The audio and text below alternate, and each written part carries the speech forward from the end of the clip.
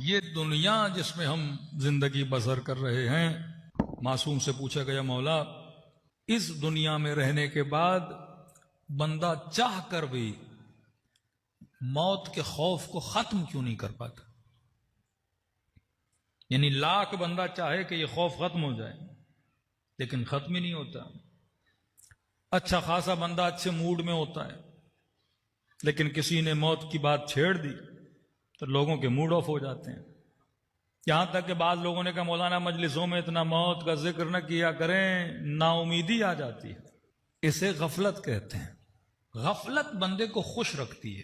مثلا خدا نہ خواستہ آپ کینسر کے مریض ہوں اور آپ کو پتہ نہ ہو کہ آپ مریض ہو، تو وہ جو پتہ کا نہ ہونا ہے وہ آپ کو خوشی دیتا ہے کیونکہ آپ کو پتہ ہی نہیں، اور اچانک ڈاکٹر نے بتا دیا کہ جناب کینسر ڈکلیئرڈ ہے اور پتہ نہیں کب دنیا سے جاؤ گے، تو وہ ساری خوشیاں مٹی میں مل جاتی ہیں۔ لیکن اس غفلت کا کوئی فائدہ نہیں ہے، یہ جہالت ہے۔ اس خوشی کا کوئی فائدہ نہیں، مرنا تو انسان نے ویسے ہی ہے۔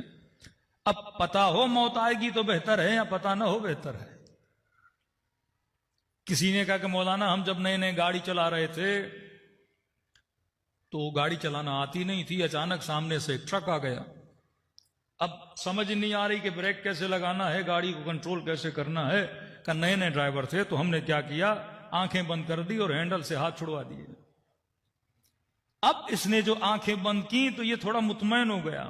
مطمئن کس اعتبار سے ہوا کہ آنکھیں بند ہیں، ٹرک نظر نہیں آ رہا، تو اس کا مطلب یہ ہے کہ ایکسیڈنٹ نہیں ہوگا۔ ایکسیڈنٹ ویسے ہی ہونا ہے، آپ آنکھ بند کرو یا آنکھ کھلے رکھو۔ جس طرح کبوتر کا بلی شکار کرتی ہے تو کبوتر آنکھیں بند کر لیتا ہے اور یہ سمجھتا ہے کہ میں بلی کا شکار نہیں کروں گا کیونکہ آنکھیں بند کرنے کے نتیجے میں اسے بلی نظر نہیں آتی۔ تو اگر زمانہ موت سے آنکھوں کو بند کر لے اور بند کرنے کے نتیجے میں یہ سوچے کہ موت آنی نہیں، یعنی موت نے تو ویسے ہی آنا ہے، عقل مندی یہ ہے کہ آنکھیں کھلی رہیں تاکہ خود موت کے استقبال میں جائے۔ فرق یہ ہوگا کہ موت بہتر آئے گی، بری نہیں آئے گی۔ آیت اللہ العظمیٰ کشمیری سے پوچھا گیا کہ اگر آپ کو پتہ لگ جائے کہ ایک ہفتے کے بعد آپ دنیا سے چلے جائیں گے تو بتائیے آپ اس ایک ہفتے میں کون سا کام انجام دیں گے؟ اب یہ بالکل ایسے ہے کہ اگر آپ کو پتہ چل جائے، خدا نخواستہ کہیں آپ لوگ ناراض نہ ہو جائیں، 3 دن بعد ہم دنیا سے چلے جائیں گے، اور خبر دینے والا پکا بندہ ہو کہ بھائی 6 دن یا 3 دن یا 4 دن کے بعد آپ نے دنیا سے چلے جانا ہے۔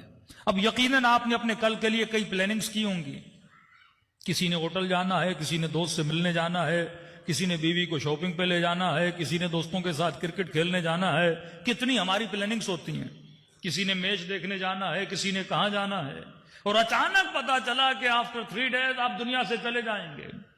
تو پوچھا آغا کشمیری اگر علم ہو جائے کہ دنیا سے چلے جائیں گے تو یہ بتائیے ان 3 دنوں میں آپ کون سا کام انجام دیں گے؟ تو آپ یہی سوال اپنے آپ سے کریے کہ اگر مجھے علم ہو جائے کہ 1 ہفتے کے بعد دنیا سے چلا جاؤں گا تو کیا میری پلاننگ اس خبر سے پہلے جو تھی کیا خبر کے بعد بھی وہی رہے گی؟ یا جب مجھے پتا چل گیا کہ میں دنیا سے جانے والا ہوں، اب شاید میں نے وہ دوستوں کی میٹنگ کینسل کر دی، شاپنگ کی میٹنگ کینسل کر دی، اب کیا کرنا ہے، شاید میں نماز کو وقت پہ پڑھنا شروع کر دوں، تہجد کا اس 1 ہفتے میں پابند ہو جاؤں، جنس کے ساتھ بدتمیزیاں کی ہیں معافیاں مانگنا شروع کر دوں، صلہ رحمی کرنا شروع کر دوں، رجب کا مہینہ ہے روزے رکھنا شروع کر دوں۔ جس طرح ہم میں سے اکثر لوگ جب حج پہ جاتے ہیں تو سب کو ایک واٹس ایپ پہ زحمت کر کے ایک میسج لکھتے ہیں کہ اگر ہم نے آپ کے ساتھ کوئی برائی کی ہو تو ہمیں معاف کریے گا کیونکہ ہم حج پہ جا رہے ہیں۔ جناب آپ حج پہ جا رہے ہو تو کیا ہم پر احسان کر رہے ہو؟ کیا یہ معافی کی بات کربلا جانے سے پہلے ہمیں یاد کیوں آتی ہے؟ حج پہ جانے سے ہمیں کیوں یاد آتی ہے کہ ہم حج پہ جا رہے ہیں، اگر کوئی غلطی ہوئی ہو تو معاف کر دیں، اور جناب نے اگر رپلائی میں لکھ دیا میں معاف نہیں کرتا تو کیا آپ اپنا حج کینسل کر دو گے؟ اگر مجھے خبر ملے کہ 3 دن کے بعد میں دنیا سے جانے والا ہوں، کیا میں اپنے سارے پلانز کینسل نہیں کروں گا؟ وہ اپنی میٹنگز کینسل نہیں کروں گا؟ وہ پابندی کے ساتھ جو ڈرامے دیکھتا ہوں یا دیکھتی ہوں کیا ان کو کینسل نہیں کر دوں گا کہ نہیں بھائی 3 دن زندہ ہوں، اب یہ اچھائیاں کروں، اب یہ کام کروں؟ یہ میرا عالم ہے. لیکن جب آغا کشمیری سے پوچھا گیا قبلہ یہ بتائیے کہ اگر علم ہو جائے زندگی کا 1 ہفتہ باقی ہے اور اس کے 8ویں دن آپ دنیا سے چلے جائیں گے، آپ کون سا عمل اور کون سا کام ہے جو انجام دیں گے؟ بڑے اطمینان سے آغا کشمیری نے کہا کہ میرے لال میں وہی کروں گا جو آج تک کرتا ہوا آیا ہوں. مومن کی روٹین میں کوئی بدلاؤ نہیں آتا. یہ زندگی ایسے گزارتا ہے کہ اگر 1 سیکنڈ کے بعد بھی خبر ملے کہ تم نے مر جانا ہے، یہ موت کے لیے کیا رہتا ہے؟ تیار رہتا ہے. جس طرح ایک مومن نے کہا کہ مولانا بس کوئی مخیر بندہ ڈھونڈ لیں کربلا کی زیارت کے لیے. ہم نے کہا کب بتائیں؟ کب بس بیگ میں نے تیار کر کے رکھا ہے، خبر دیں گے میں گھر سے بیگ اٹھا کے چلنے کے لیے تیار ہوں. یہ مومن کا عالم ہوتا ہے، چاہے جوان ہو چاہے بوڑھا ہو. فرمایا یہ انتظار نہیں کرتا، ہمیشہ موت کے لیے کیا رہتا ہے؟ تیار رہتا ہے. لیکن سبب خوف کیا ہے؟ انسان اس موت سے ڈرتا کیوں ہے؟ 2 طرح کے خوف ہیں. ایک خوف مقدس ہے جو اچھا خوف ہے، اور ایک خوف جہالت ہے جو جہالت کی وجہ سے آتا ہے. جیسے بچہ دوائی سے ڈرتا ہے کیونکہ بچہ جاہل ہے، اسے نہیں پتا کہ دوا ہے تو کڑوی لیکن اس کا فائدہ کیا ہے. سوئی لگتی ہے تو بچپن میں ہر بچہ ڈرتا ہے، لاکھ سمجھاؤ کہ بیٹا اس کا کوئی نقصان نہیں ہے لیکن ڈرتا ہے کیونکہ وہ جاہل ہے. اور اس جہالت نے اس کے وجود میں کیا پیدا کیا ہے؟ خوف پیدا کیا. جب بندہ حقیقت موت سے جاہل ہو تو اس کے وجود میں خوف پیدا ہوتا ہے. بالکل اسی طرح جب آپ گاڑی چلاؤ اور آپ کو روڈ کا پتہ نہ ہو، بالکل پہلی مرتبہ بندہ ایک روڈ پہ جا رہا ہے اور پتہ ہی نہیں کہ راستہ کہاں ختم ہو رہا ہے، راستے میں کھڈے کتنے، پریشانیاں کیا ہیں، تو بندہ وہ ڈرائیور بھی جو ماہر ڈرائیور ہے لیکن اس روڈ پہ گاڑی چلاتے ہوئے کیا ہوگا؟ خوف زدہ ہو جائے گا کیونکہ جاہل ہے، اسے پتہ نہیں. لیکن جو ایک مرتبہ اس راستے سے جا چکا ہے، جسے علم ہے، جسے خبر ہے کہ یہ راستہ بہتر ہے، جسے یہ علم ہے کہ علی کے شیعوں کے لیے راستہ صاف ہے، وہ بندہ پھر موت سے کبھی ڈرتا نہیں ہے. امام حسن علیہ الصلوۃ والسلام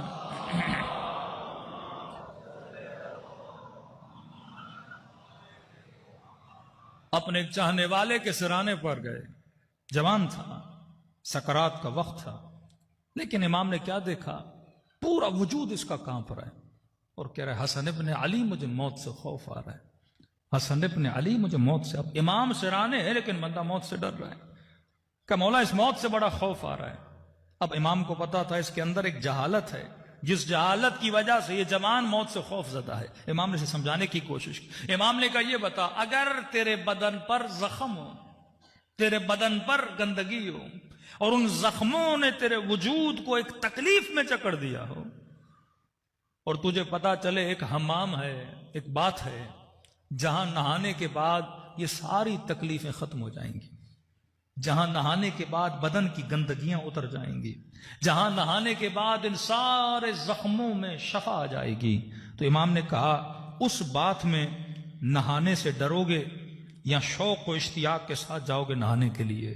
یہ بستر پہ لیٹا ہوا سکرات کا مریض کہنے لگا مولا شوق و اشتیاق سے جاؤں گا تاکہ وہ گندگیاں جلی جائیں، تاکہ وہ تکلیفیں ختم ہو جائیں. امام فرماتے موت مومن کے لیے وہی حمام ہے.